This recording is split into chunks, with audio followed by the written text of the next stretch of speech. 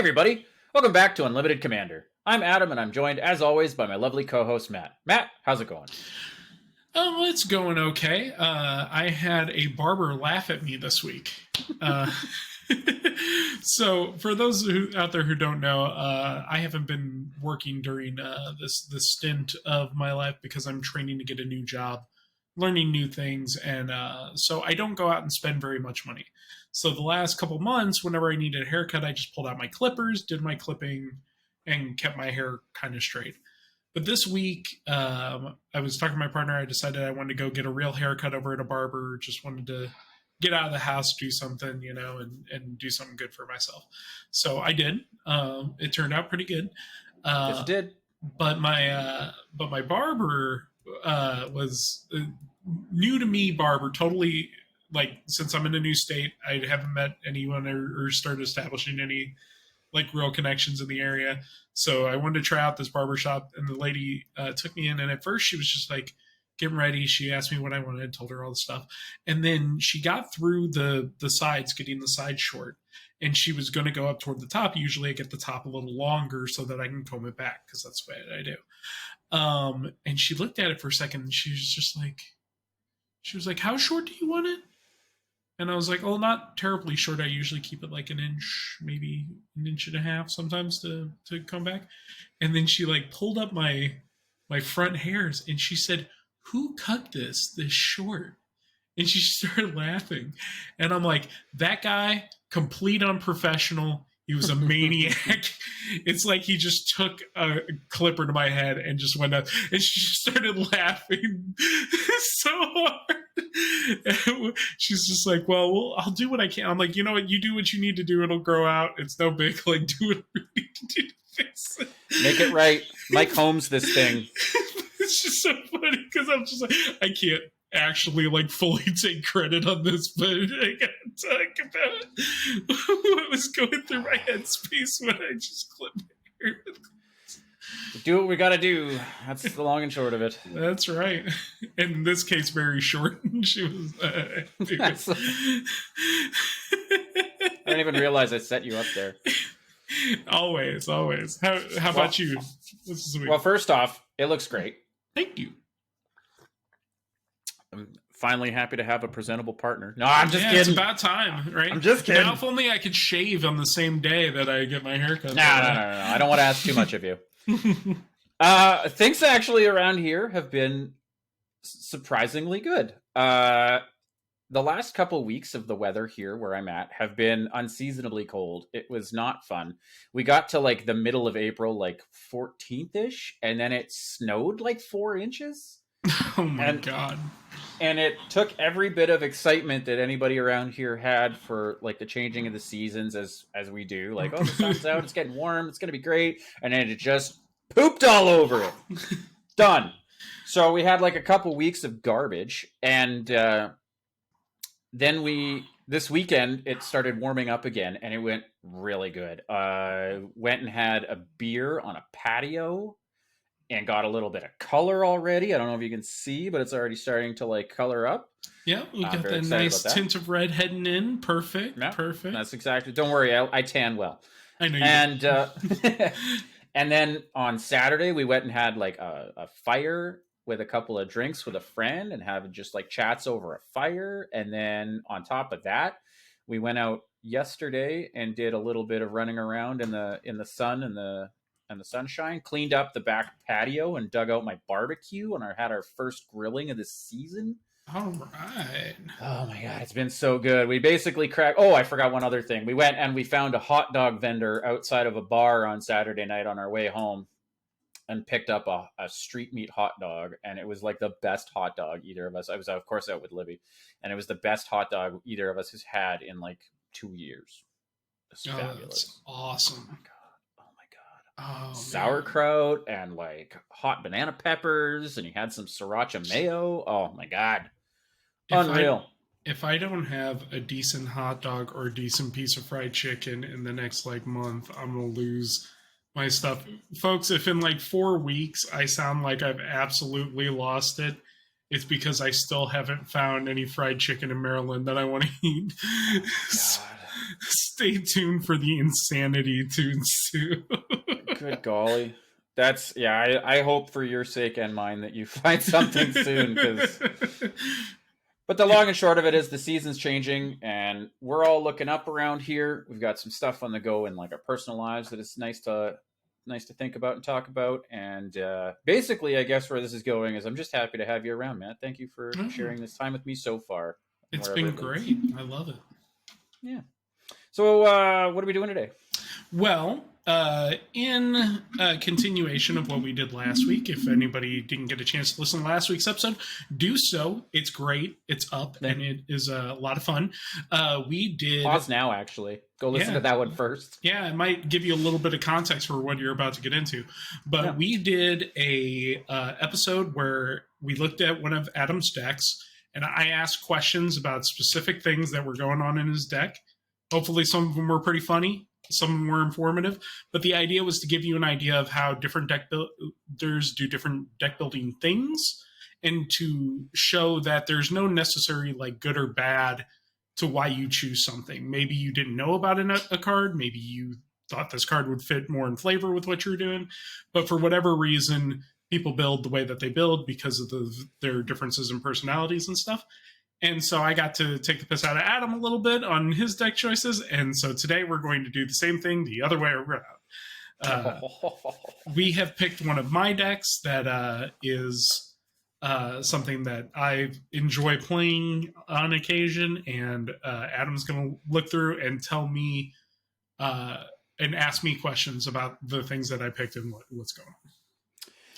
Yeah, and I don't intend to be too harsh, because one thing that I mean, we all know these things. Like they're intellectually, we can understand that every one of us is different, and just as people, let alone as Magic deck builders. But as I was looking through your deck list today, Matt, to try and figure out which one I was going to grill you on, one thing that hello, okay, we're just doing this today. All right. Everybody, say hi to Squints. Anyway, hi, Squints. I'm gonna keep going through the cuteness. So one thing that that I noticed that I was able to, I guess, actually put words to for the first time in a while is that like a lot of what comes down to deck building choices comes down to how people like deck build and how they start going about their process. I think that's a big part of how you and I differ. As I go to start building a deck, I oftentimes just look through my collection, say, okay, this is the commander I'm going to build.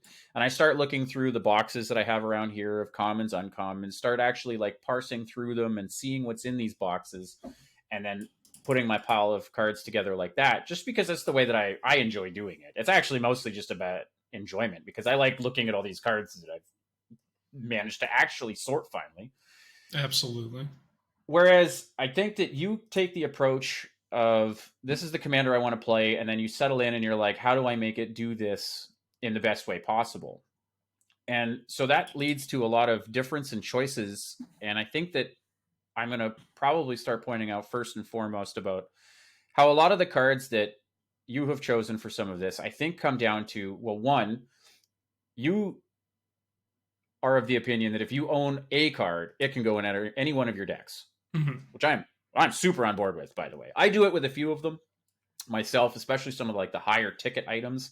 My dockside is in a hard top loader in my deck box, and I have a couple printed copies spread out amongst a couple of decks. But I also just like having a piece of cardboard in the sleeve more than I like having a piece of printed paper. So I tend to avoid it. Whereas if you're, from your perspective, if this is the appropriate card for the slot, I'm going to put it in there, regardless of whether or not I've got it listed in several other decks, because I own the card. Yeah, and further on that, I'm also of the opinion it's like if I see a card that I like in a position, I'll put it in there and try it for a while. And if I want it, I'll buy it. Because I happen, like it hasn't been that way for the last couple months, but for a long time, I always had the expendable income to just, if I wanted something, that's what I bought. Because I always want to play what I want to play. I want to do the thing I want to do. And I don't think too much about it costing me to do so. It's like, if it costs me, then I pay it. But I've also gotten pretty lucky. We talked a little bit about it before stream. I picked up a grade henge back when they were 25, and now they're like 40, 50, 75, I think, at this point, Yeah, something like that. somewhere in there. Yeah. Depends on So the exchange rate on the day, but in general, let's just say it's buy a pre-con, it's cheaper. yes, absolutely. So and like a lot of those pre-con cards that went up super high, I had already bought the pre-cons because I like having the pre-cons around. So Mhm. I found out one day someone was like, "Man, it's really weird that they put 99 cards in with this dockside extortionist," and someone showed a picture of the deck where dockside comes out of, and I was like, "Wait a minute." I have that, and I dug out my precons, and I had a dockside sitting in a box that I wasn't using because Mm-hmm. it was whatever. It was in a precon. So That deck is ridiculous as far as its value. Like there's that, and then the next most valuable card is Savine's Reclamation. yeah, yeah, So yeah. So like brutal. that's a big portion of the way that I approach a lot of these deck building things. Is just if I want it, I do it. Yeah, and again, like, and I want to make it clear to, and I've tried my best to make it clear to you, but just to like everybody else that's listening and in general, like it's not that I think that these are the wrong choices necessarily. Mm-hmm. I just find that a lot of times when we look at something like, and I'm not saying that this is where you went, but Mm-hmm. some of these are going to be like hot ticket items as far as something like EDH Rec, for example, will state. You'll Mm-hmm. see these pop up on a lot of lists. These are high synergy or high impact cards that EDH Rec will tell you when you're building your deck. And there's nothing wrong with that at all, because that is how a lot of these cards get discovered. There's 25-ish thousand cards right now. Mm-hmm. How are you supposed to parse all that? Well, with like the the Lord's work that EDH Rec is doing, That's right. and some very carefully crafted Scryfall searches, because even Wizards doesn't have their own search engine for their cards, and we have to go to another third party source. Anyway, that's a topic for another day. So looking through these, unless you're going to do the silly thing that I like to do of parsing through an entire friggin' box of cards because you just like holding them in your hands and looking at them because they're pretty, you're going to end up finding that sometimes it is just good to go with the greatest hits, and then you end up with a really well-tuned deck. Mm-hmm. And that is where I'm going to start with today. So today, I have decided to choose Ultra Magnus Tactician as the commander, the deck that you have built. Mm-hmm. And what can you tell me about the deck before I get into it? Okay, so first off, I should start by saying I have two Ultra Magnus decks. I built two decks during when Brothers War was coming out because we were both excited about the Transformer cards a lot. If you go out there, I think you can probably still see some video of the discussion that we had of the Transformer cards. I'll have to see if that one got lost. That's something I should have done. If it did, I'll see if I can dig it out. If I can dig it out, I will upload it onto this channel because that's actually where it belongs. Yeah, and you know what? If we can't find it, we could always just do an episode on it again and kind of talk about retrospect of it. But we were super excited about the Transformer cards. We wanted to build a lot of decks. So I was trying to figure out a good way to use Ultra Magnus. And my first idea was playing with modular and doing modular. So I have a modular build. And then I have another build that is just like big dummies, just like trying to play out these big creatures for free. And that's the one we're looking at today. So the notion of it is it's running a lot of the prototype things from Brothers War because they can be played for cheap and have less power, or you can play them for free to get their big parts or whatever. It's got some flickering effects so that you can pull those things out and pull them back in as copies of the bigger version. It's got some modular effects in it, but the main idea is ramp, get Ultra Magnus out, start casting big dummies for free, and then every single turn you're reflipping and attacking with Indestructible and reflipping and playing another big thing for free. And you use your mana basically to keep yourself, like keep your removal up and do things so that you can keep people's stuff off the board so that you can kill them with these big thick dummies. Big Thick Dummies is really good. The and every time I've tried it, and I think that this is something that we'll see here but every time I've tried to do big, thick dummies, I always fall into I need to make sure I can cast these big, thick dummies, and I go a little bit too hard into the ramp category to make sure that I can afford them with my mana. And I Mm-hmm. think that that's kind of where we're at here. So taking a quick look here, you don't sort yours the way I do, so please bear with me while I look through just like piles of creatures, artifacts, and Mm-hmm. sorceries. Mm-hmm. So I did a quick tabulation while sorting through this deck list here, and amongst the creatures, sorceries, and artifacts, I have found at least 20 sources of ramp. Mm-hmm. How has that made you feel? When I first built this deck, I put out a tweet that says, "There's too much ramp in this deck, doodah, doodah. There's too much ramp in this deck. Now this deck's too fast." I could see that. I could see that. It's wild. So my thought process when I was first starting, obviously, was in order to make this work so that big dummies can come out, you got to get Ultra Magnus out as soon as you possibly can. Get Ultra Magnus out, because if you don't, your opponents are going to just hit you for 40 before you ever get a chance to play a single creature on the board. And once you're throwing down cards like Triplicate Titan, they're gonna want to kill you. So like you gotta force the situation. And at first I was just like, okay, I want to make sure I hit all my colors. This is a 3-color deck, so you got to be careful. I'm almost always one of those people that runs every talisman in the colors that they can run. I'm usually the kind of person who runs Soul Ring, because we're playing in Commander in 2023. You run Soul Ring. Arcane Signet, those things. And then I wanted to make sure that I had just a little more mana ramp than that, because I knew that this deck was playing exceptionally high cost creatures. And in the groups that we play in, there's a lot of people who are playing 3-cost commanders, 2-cost commanders sometimes. There's people who play really highly efficient value in our group. So I was like, okay, well, I'll just add a little more ramp and that'll fix things. I can get Ultra Magnus down on turn 2 with the right hand, and it's not hard to do. I could see that. And I don't want to call you out, because I no, like your. Feel free, call out. No, because I was in the similar, like I just said, I was in the similar mindset when I was building thick dummies. Is you need to be able to cast them. You need to be able to afford them. And I also play high cost commanders and often feel left behind at the table when everybody else slammed theirs down on turn 2 or 3. And I'm like, turn 5, I'll play Rith. See last episode.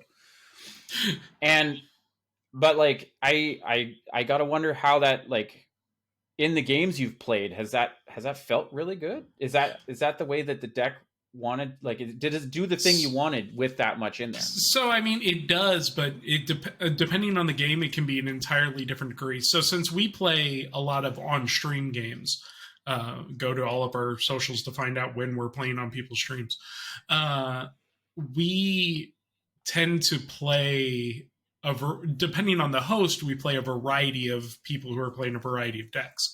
So if I'm playing this deck against, say, our friend Eliana, who is Defiant Necro on Twitter, I have no beef with this deck popping off on turn 3 or 4, because I know that Eliana is going to slow down the game with a prison card or a board wiper or kill spell, or she's ramping just as hard playing Giada and getting out, that many angels with flying or whatever. In those games, it felt great, because it felt like I was playing at the pace of the table. And then one time I was on our good friend Reversal's stream, Reversal Wizard, great fun to be on a stream with. And I popped off on turn 2, and he was so, you could hear the sadness in his voice, or the incredulity of the moment where it's like, oh, we're not going to get to play this game, are we? And I was just like, probably not, huh? Wow. So that's I guess where this leads me. And it's not that I think that, again, this build is wrong. It when you sit down, like you said, with L, and this is the deck you bring out, that's the level it plays at, and if that's where you like it. Mhm. But it sounds to me like you want to play this deck at more tables than just the top end. Yeah, I think so. I think that the deck definitely needs to find a better middle ground so that it isn't necessarily popping off at turn 3 or 4. Like, it'd be Mm. nice to get a little healthier distance in before it just starts running amok. So rather than like list them all off, there's a lot of like favorites in here. There's, like you Mm-hmm. said, you have 3 talismans, the Soul Ring, Arcane Signet, 3 visits Nature's Lore, Cultivate. Surprisingly, Mm-hmm. that's a little slow, isn't it? Cultivate is the slowest ramp card in the deck. Well, unless you count Great Henge. Which I'm glad you pointed that one out. Does this deck need Great Henge? Does it need Great Henge? No. I mean, so I think that where I see Great Henge in this is the card draw aspect. And while this deck does have a lot of ramp, it is actually pretty lacking in card draw. I'm not running any of the normal green draw a billion cards because you have powerful creatures on the board things. Uh, so it's in there more to get that play a creature, draw a card, play a creature, draw a card kind of thing going on. But the fact that it also ramps and also makes the creatures bigger and, also gains life, right? Like it's a lot. The card's a lot. That card is a lot. I actually have been like you said, it's really expensive. I never did get one, and I gotta tell you that like personally, I don't miss it just because I know that like it's pretty dumb. And like Mm-hmm. here's a neat little bit of math. If you have Ultra Magnus out, it's 2 mana. Like one creature Mm-hmm. satisfies your commander satisfies the cost reduction on Great Henge. Mm-hmm. So it's a 2 mana rat. Mm-hmm. And it's interesting. To me, that makes it better to keep in the deck than it is in normal decks that it's in. Because often you'll see Great Henge in a deck like Elves or something that plays a lot of little creatures because it's going to draw a lot of cards back. It's going to refill the hand of the explosive player, and it has just a little bit of life gain and all this stuff. But it's a hard tack for them to first hit out, right? Like, because since elves tend to be smaller, you're going to cast this for 5 or 6 or something instead of its high rate. But once it's on the board, it has to get gotten rid of no matter whatever's going on. In this kind of deck where all of the creatures are big power and big mana, it usually does it's kind of like what we were talking about with Rith, where it might change me playing one spell into 2 spells instead of having just like a super explosive hand. But that does still, it's almost free to play. Like it's so close to being free to play that you can call it free to play. Okay. So like I can see why you'd want to keep that one. It does Mm-hmm. have some good synergy. I think in elves it's just as easy to cast because all the elves tap for a green anyway, mostly. I mean, that's true too, yeah. But I mean that's just me as an elf player. Yeah. Defending it in there. I don't have it in there, but Yeah. just if I did, I don't think I would struggle to cast it any more than you would in this deck. I think that's true. Yeah. But if you're gonna have something so like hot and awesome, do you need Smothering Tithe? No. And I shouldn't be running Smothering Tithe, actually. Smothering Tithe is one of those cards that every time I play it, it feels bad. It feels bad to play. And I'm just going to kind of go out on a limb here, and this might be an unpopular opinion depending on who's listening to what we're talking about. I know a couple of our listeners, so I don't think they'll care too much. Cards like Smothering Tithe, which I include Rhystic Study, Mystic Remora, Smothering Tithe, anything like that where it is a constant question to your opponent, do you do X, otherwise I do Y? They're often way overpowered, way undercosted, and they are annoying. Mm-hmm. And so Smothering Tithe, if I were looking at a card to get rid of in this deck, I think Smothering Tithe is way up there toward the top of something that I think should go out of this deck because it's just more ramp, but it's the most annoying ramp it can possibly be because every single time someone at the table draws a card, I go, Do you pay two? You know, can I have a Like, treasure? Can I have a treasure, please? you're all like, those are all absolutely correct points. I'm still going to play them because I think it's funny. And that's like who I am as a person. I don't know if I've mentioned this before. My sister-in-law's ringtone for when I text or call is actually just a voice clip of me asking, "Do you pay the one? Do you pay the one? Do you pay the one?" So, like, to me, I think it's funny, but you're absolutely correct. But I do pick and choose personally where I put them in. Yeah. I think that like there are decks that do need a little bit extra push. This is one of the reasons why white has been able to bounce back to be a reasonable color in Commander over the last few years. Is things like this. Maybe this was too far. This is one bridge too far, but it is definitely in that list. I'm just looking at like, do you play an artifact that isn't a rock? Yeah. So like, aside from Birthing Pod, your other 12 artifacts that aren't creatures or whatever are mana rocks. Yes, they are. And the deck shows in what it does. So the question becomes, what do we do instead? Well, my first suggestion would be put the other 5 lands back. There are 31 lands in this deck, and it's tough to like conceptualize this until you're actually playing, but like the fewer lands in a deck, but the deck still functions, usually it's overtuned. I'm not saying this to you personally. You're Matt. right. I'm saying this to like listeners in general who may not know. It needs to be said for sure. Because like normally what you would want is you would want enough lands in the deck so that when you drew your initial 7, you had 3 or 4 lands in there, and that usually works out to be in Commander somewhere between 36 and 38. I float around the 35 to 38 depends.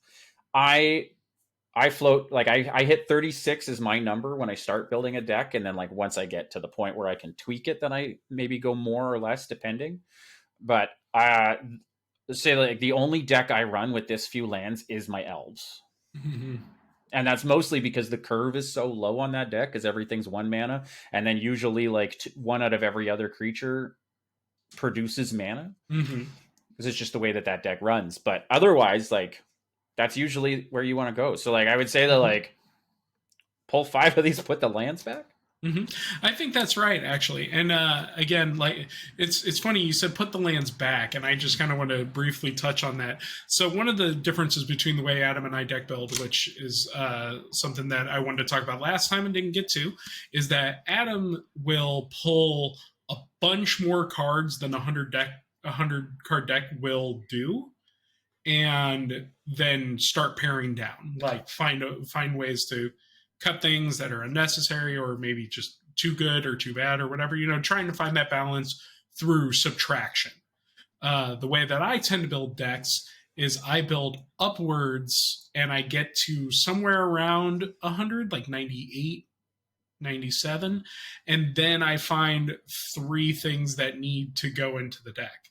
In this particular deck's case, I got to 100 really, really fast, and that hit so hard that when I went for my lands package, which I had already done, like the normal stuff, the battle bond lands and the triome and all that stuff, I was only left with like 23 slots or something for basics. So I just put in that many basics or whatever it was, and I realized that the deck was running low on lands, and then I play tested it, and I'm just like, this is still super fast. So that was just like a correction that I never like even thought to do, because I was just like, why would I want to add more lands to this? It's so fast. Why would I want more mana choices? Like, at least at this point, people have a chance of me drawing a bad hand and not being able to play anything.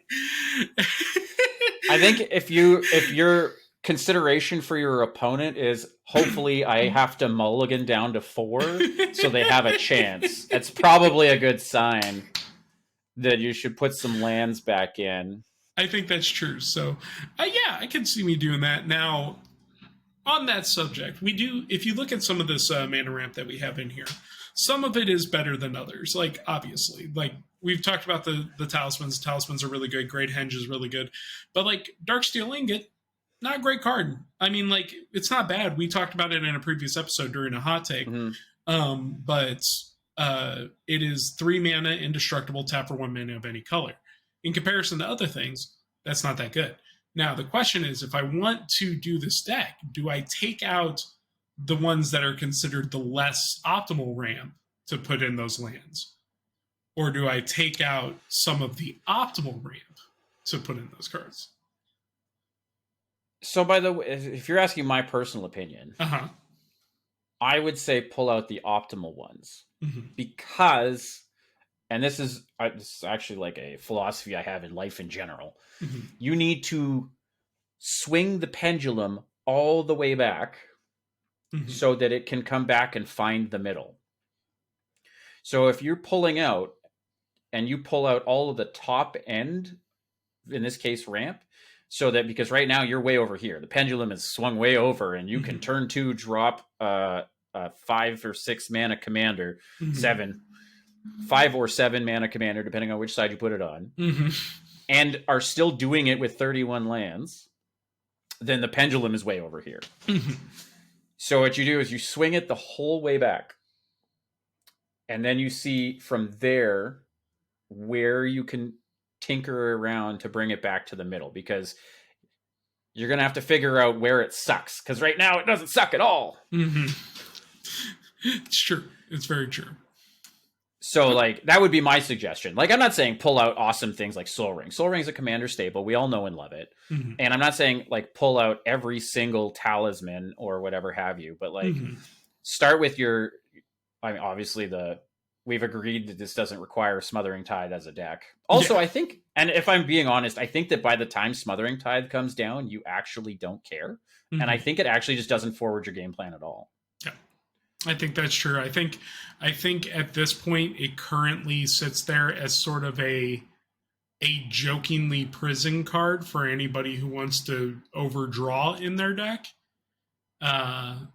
And it doesn't need to exist. It just exists there because it's like people are less likely to draw half of their deck if they think you're going to get 50 treasures out of it. So that's not good. That's not good for what I'm trying to do is what I think. So there's that, right? And I appreciate this like self-actualization you're having. Yeah. I have a circumstance. I'm just going to paint a picture here real mm-hmm. quick. I have Smothering Tithe down. Mm-hmm. I have access to 15 mana, and it is like turn 6. Mm-hmm. And I have 4 big dummies, and I'm going to swing and put out a 5th big dummy. And then you go to draw, and I say, do you pay the 2? Do you pay the 2? I mean... Do I? Yes, but that's only because I am one of those people who always pays the tax to inevitably try to keep things from happening. But I do think that the normal answer to that is no. Of course you don't, because what are you going to stop? You know, like right? What exactly are you trying to prevent? I'm already so far ahead that what is one more treasure going to do? Even if I don't know, mm-hmm. whatever. I Return of the Wild Speaker myself, and I happen mm-hmm. to have my own like big dummy, mm-hmm. and I go to draw 6, and you're like, do I get 6 treasures? And I'm like, I mean, why not? Yeah. It's not like, like, is that really going to change things? Maybe you'll end it quicker and we can shuffle and try something else, right? Yeah, like, exactly. I think that like by the time that's on the board, especially with the way this is built, you're going to get those treasures because people are already actively not able to stop you. Like they need a well, in this particular case, they need a Vandal Blast to stop all the artifact creatures and all the treasures you've already gotten in order to slow you down to the point where like you not getting the treasure makes a difference. Absolutely. That's I think where that one sits. Yeah. Sorry, my brain went into tangent mode. Quick tangent. Gut instinct. If there was an enchantment that was like Rhystic Study and this card and Smothering Tithe and stuff, except it said whenever your opponent draws a card, they have to pay X amount, and if they don't, they have to discard a card from their hand. Is that card OP? Is that card good? Or is that card even playable? Gut instinct. Too good. Too good? Too good. The difference between that and then this one is like these ones are, do you stop me from gaining benefit? Mm-hmm. Whereas that one is, do you stop yourself from having a worse game? Mm-hmm. Like the hand disruption is enough. Like turn every draw into a loot unless you pay for it. Mm-hmm. That's pretty oppressive, I think, Okay. by comparison. Not Just that wondering. like because these will actively close games if they're left unchecked, right? Like Mm-hmm. if I have a Rhystic Study out and a Smothering Tithe out, and you just like play into it, and there's nothing you can do, even if you pay some of them, Mm-hmm. like Ultimately, they generate enough value that if you lose that game, it's very surprising, right? Like yeah, we've seen games like that on Paragon or whatever where I'm playing Chun-Li and it's just like, okay, well at this point I've got 75 cards in my hand and all the mana I could ever want to cast anything. If you guys want to try to keep playing, this is fine because the game is not technically over, but you have to work really, really hard to get around this this setup. But in the other case, like there's no recovering, right? Like you hope that you top deck like a disenchant, because like by the time this ends up being something you can actually deal with, unless you happen to have it in hand, you've already discarded your entire hand, Right? Because you draw a card, then you just discard something else, and that turns your draw for turn into nothing. Mm-hmm.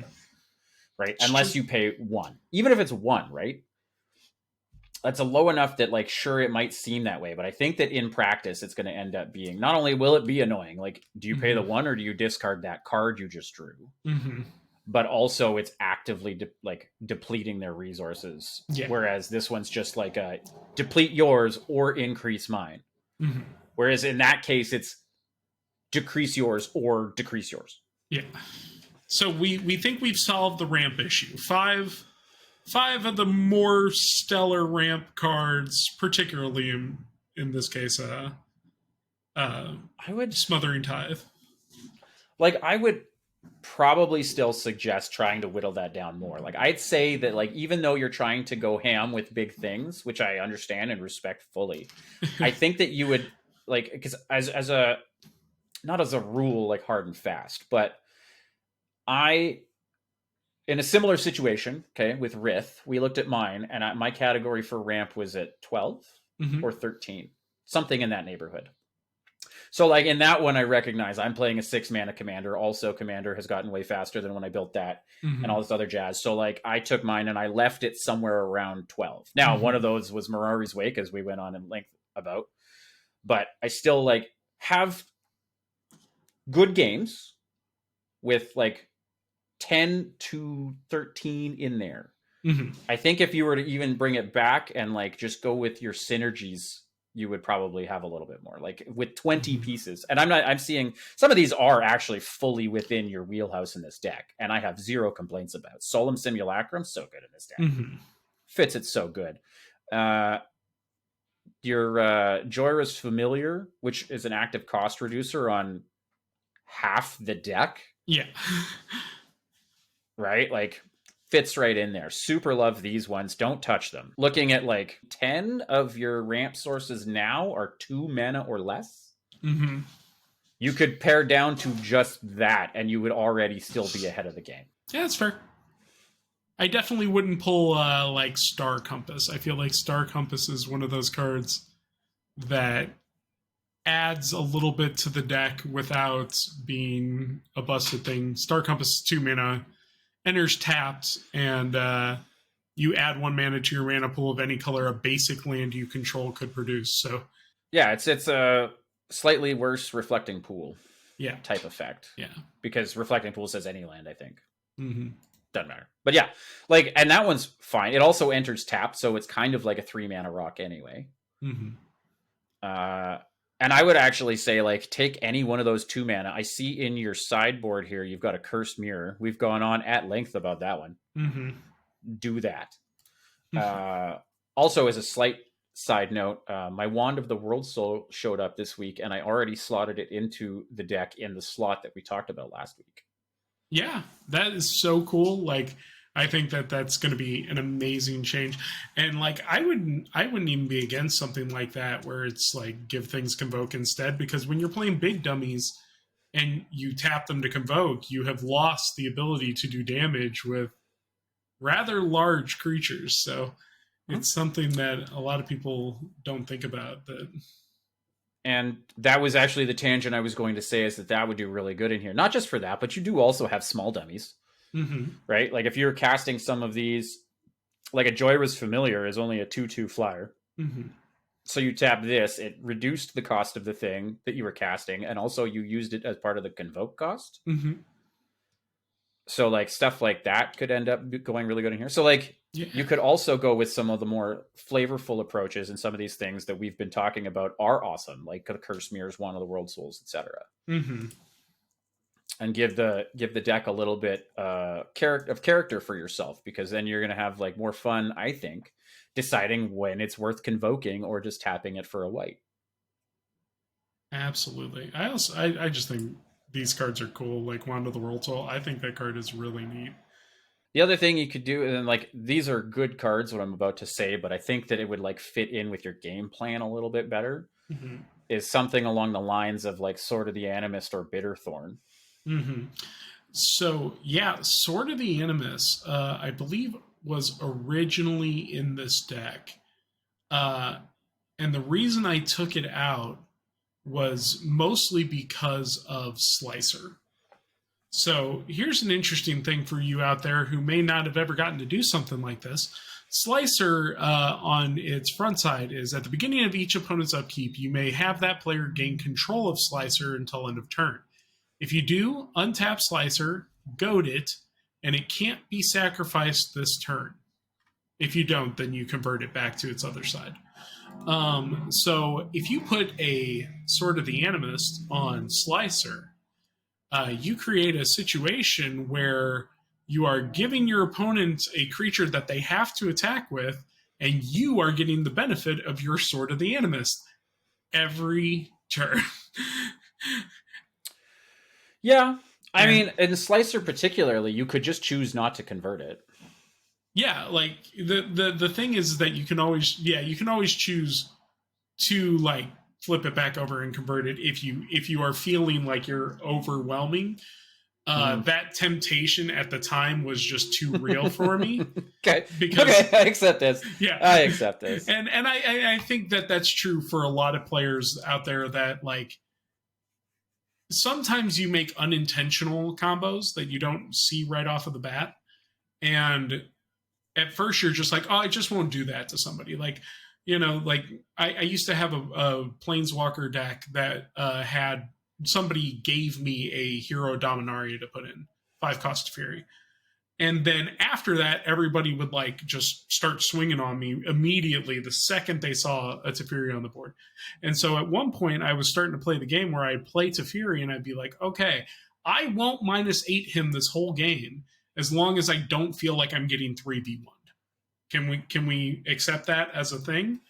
And they'd get scared and they'd 3v1 me, and then I'd get scared and I'd ultimate Teferi, and then the game becomes this mean thing of me drawing cards and exiling their entire land base.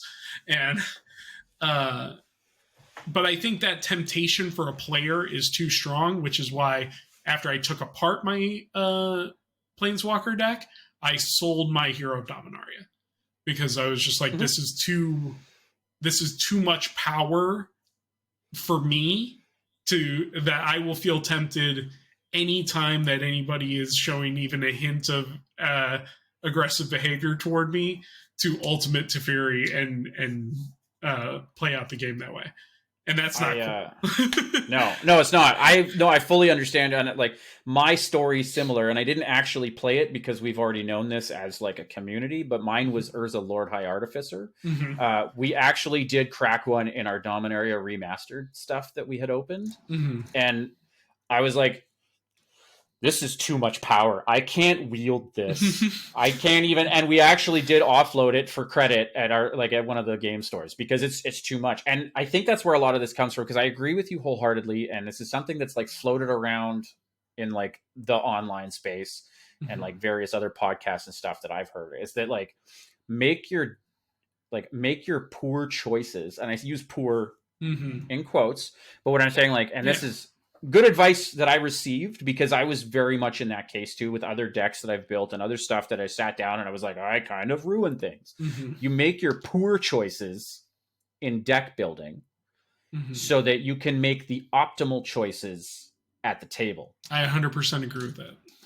And so that's where, like, and because like I would be, and there's also arguments to be made about like optimizing for the fun of the table, and like maybe I don't board wipe this turn, let's just wrap it up. But in general, when you're making your choices at the table, I would rather you do the right play with what is on the table and in your hand, and we shuffle it up, than you sandbag trying to save my feelings.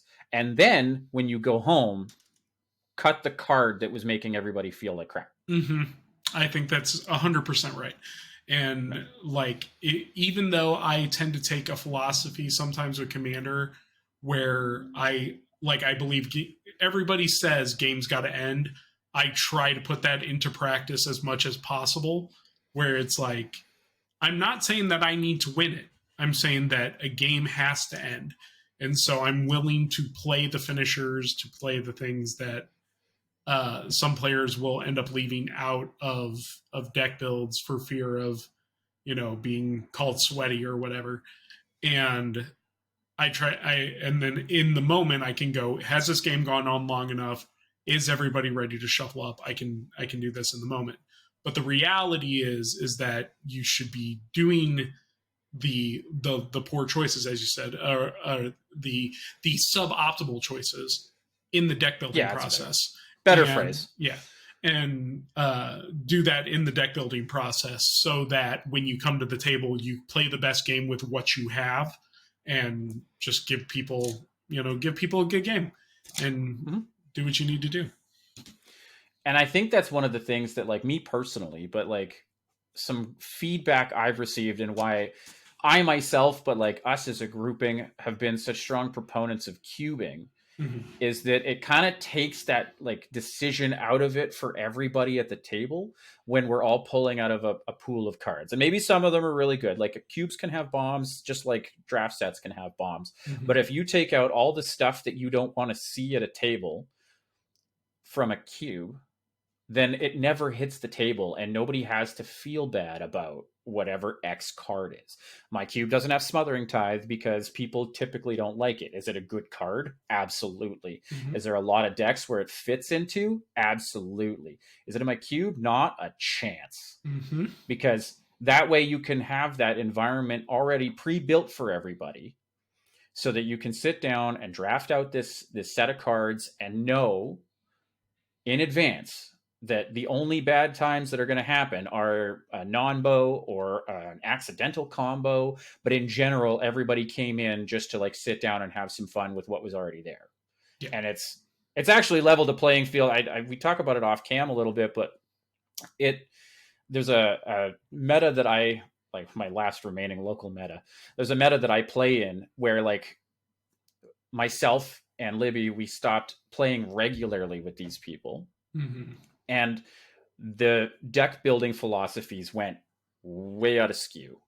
I started down tuning a bit, a lot of it doing like, because we play for content a lot, and we've kind of come to the agreement as a community that like do fun stuff for entertainment. And so some of my stuff was down tuned to try and play in that, also because they weren't really enjoying some of my higher strength builds.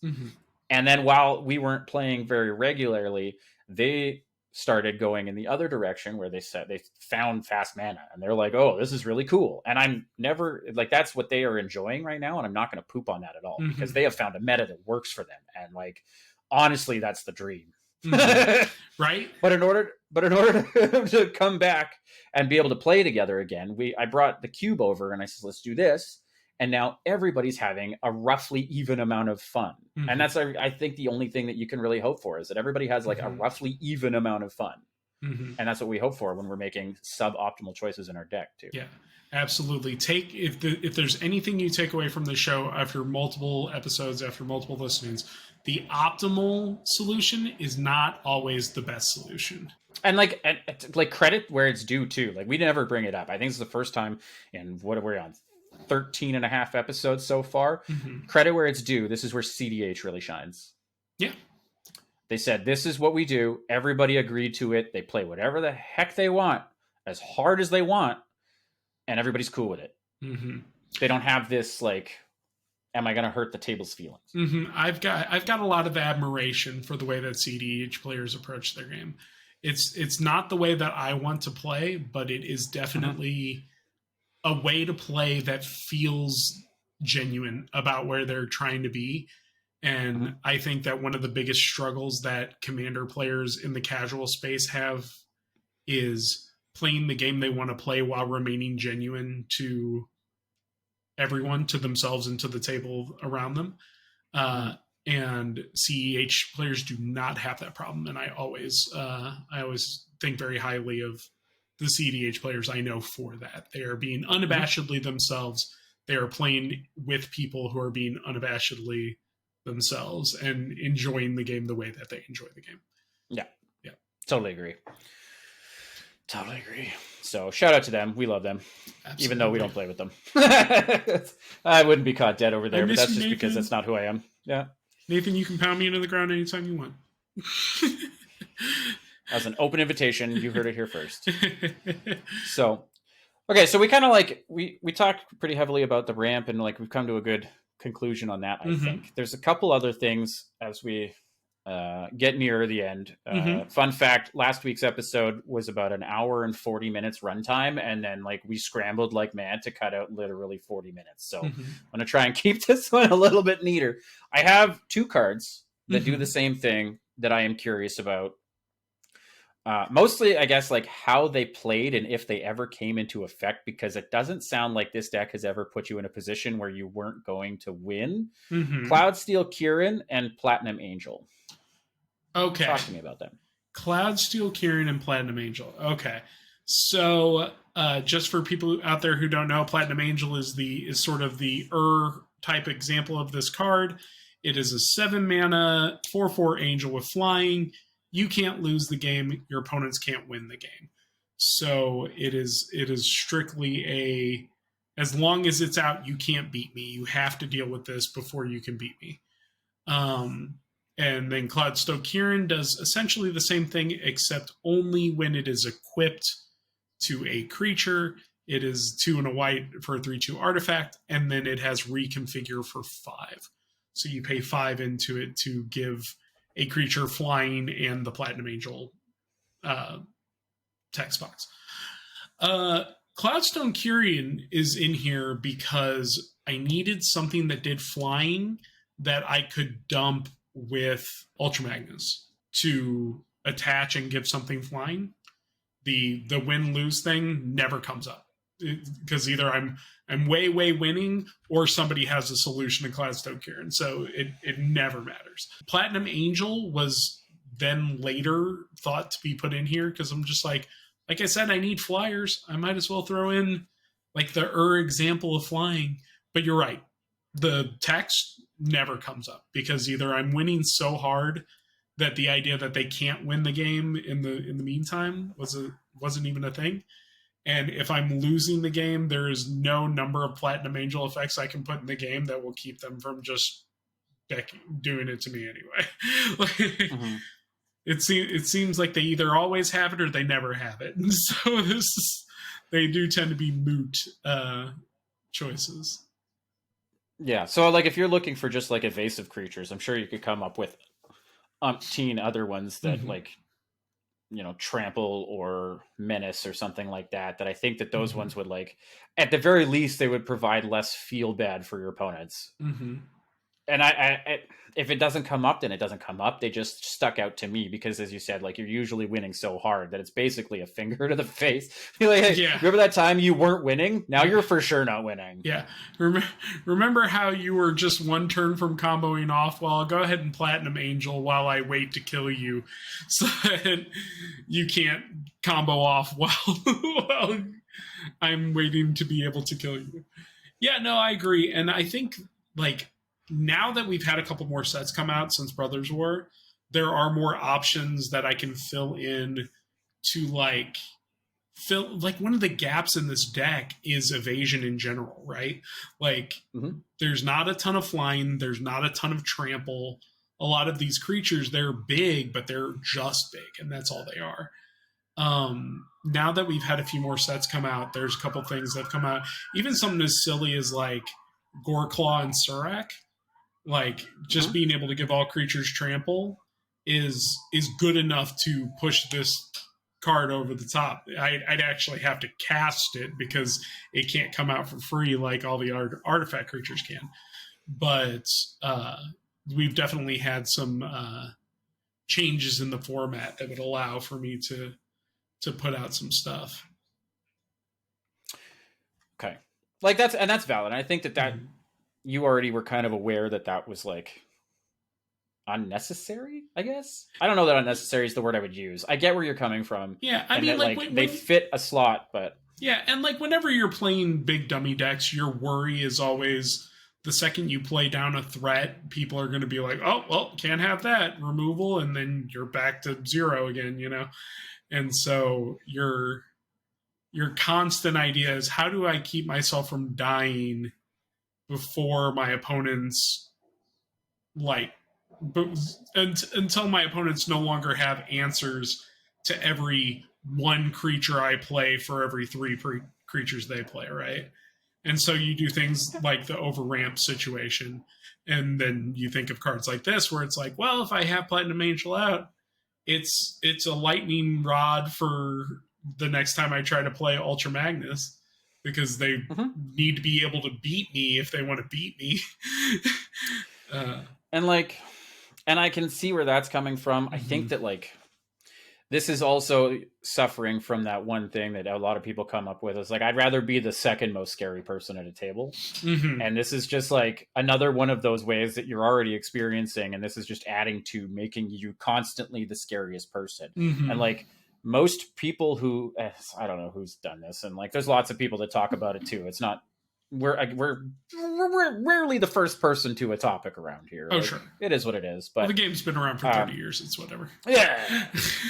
So like looking at things like I think Game Nights has done several like analyses of their own episodes of Game Nights to like figure out, like, for example, going first has actually resulted in a higher win rate. However, the first Soul Ring has usually resulted in that player getting knocked out first. So like, don't be the scariest one and you won't get punched as hard. And like, I think that if you can find like that sweet spot where this one does pump out things, you know, you swing and you cheat something out, but it's kind of giving Kalia the Vast vibes.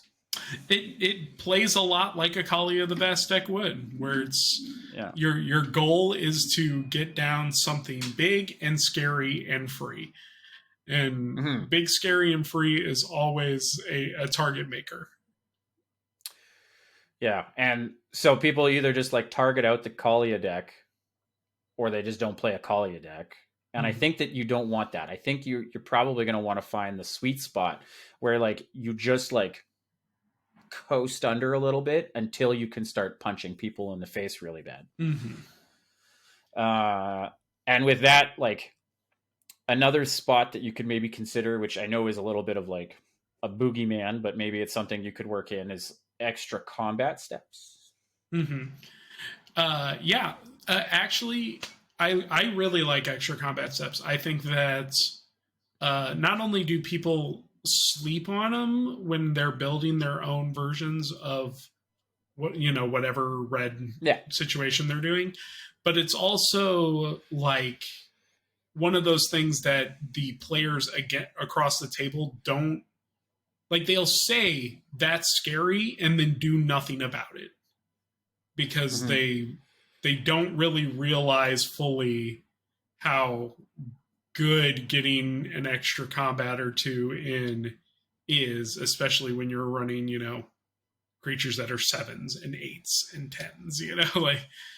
I will say, like, since I'm defending, right, quote unquote, I'll say why there aren't extra combat steps in this. When I was building this deck, I was also in the middle of building a deck for a friend of ours that was focused in on extra combat steps. So at the time, my brain was like, I have put Karlach into so many decks. I have put Relentless Assault into so many decks in the last 2 weeks. I've got to stop. I got to lay off That's fair. the things. But now that I've had some distance from it, I'm like, yeah, actually, like, one way to fix not having trample is to kill everything on the first block set, right? And then Relentless Assault and go again.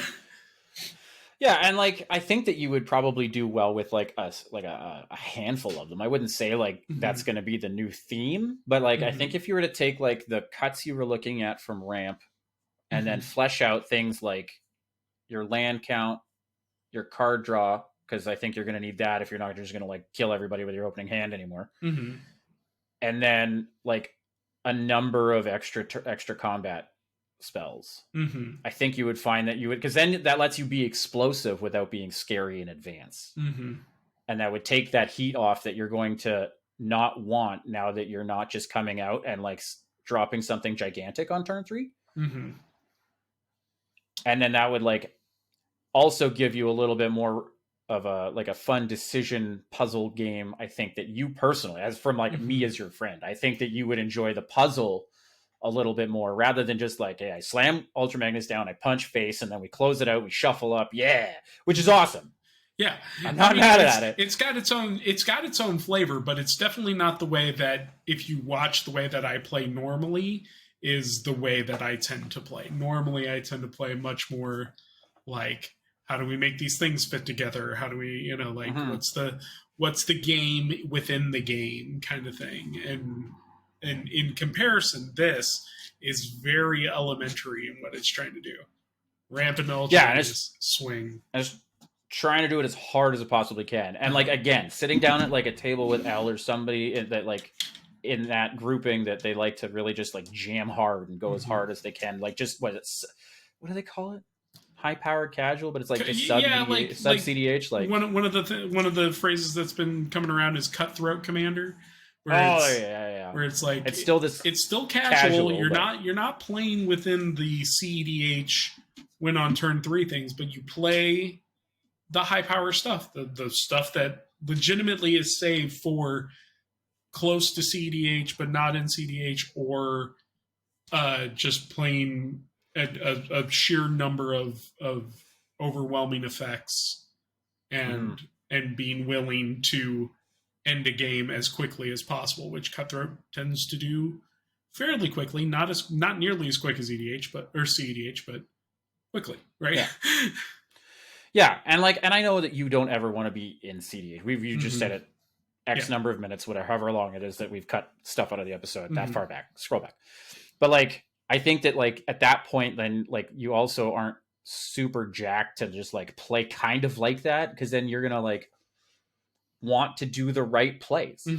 You like the right play, right? And when you grab an opening hand and you got 4 rocks, 2 big things, the 1 land you need to pop off, and then Ultra Magnus in the zone, you see the play pattern, and you're gonna do it because it's the right play.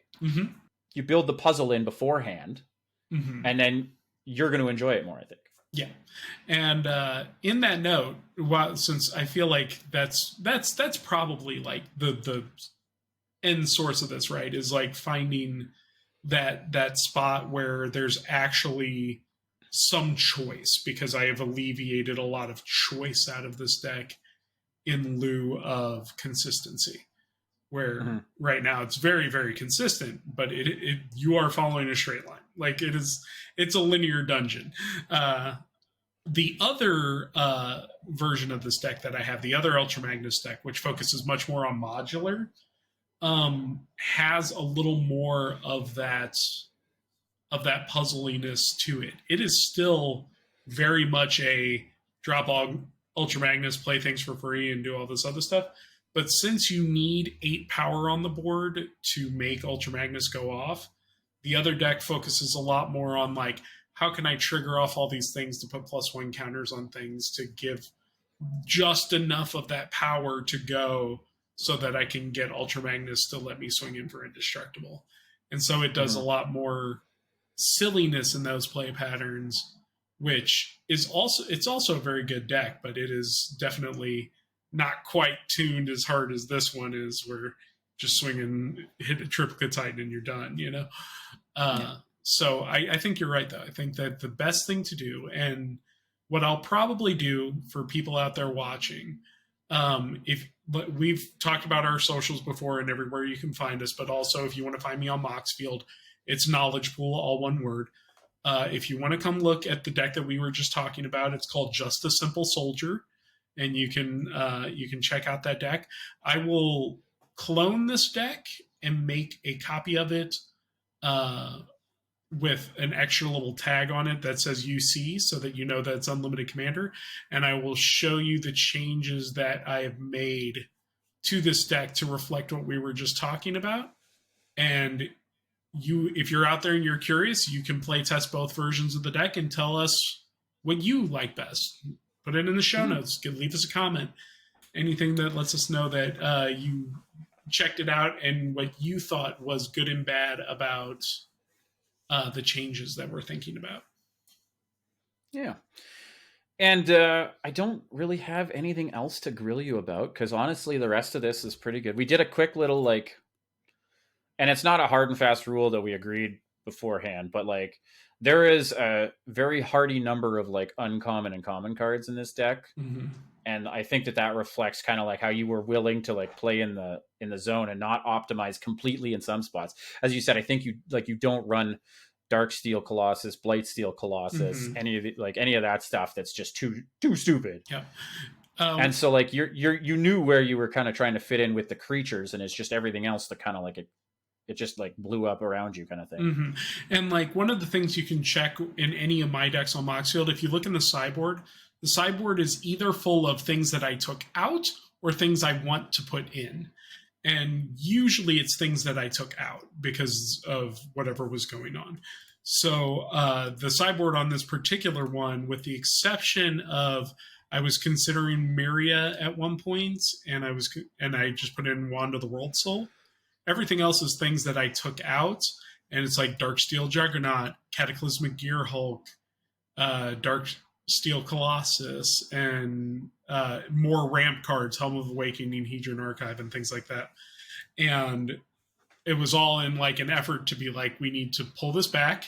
It's just going just a little too fast. You know, you would not think that Hedron Archive would be considered a fast ramp spell, but if you get to play it on turn 2, it's pretty fast. And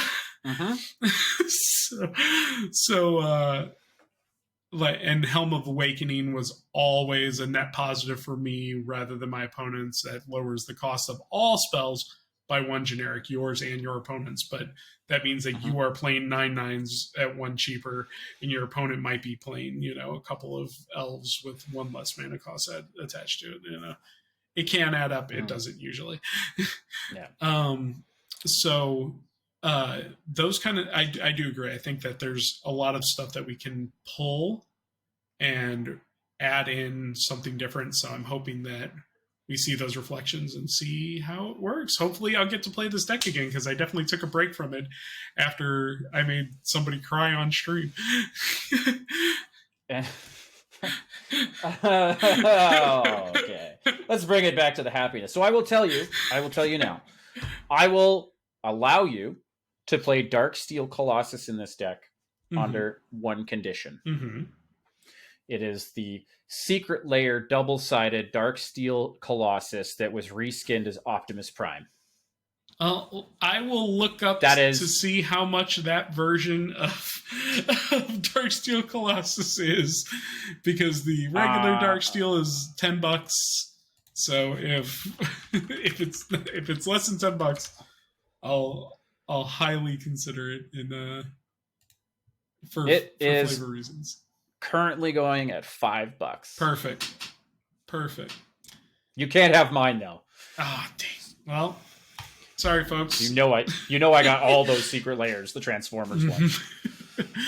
For sure. How do you feel though? I feel pretty good, actually. This deck is one of those things. Like I said, like I joke, no one cried. Like there were no tears.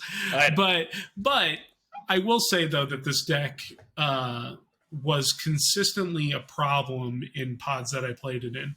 And in comparison to other decks that I play that people might consider a problem, people were a lot more aggressive about their solution to me with something like this versus like my Megatron deck, which people see and they get scared, and then they play one removal spell and they're like, oh, as soon as Megatron's gone, the threat is over.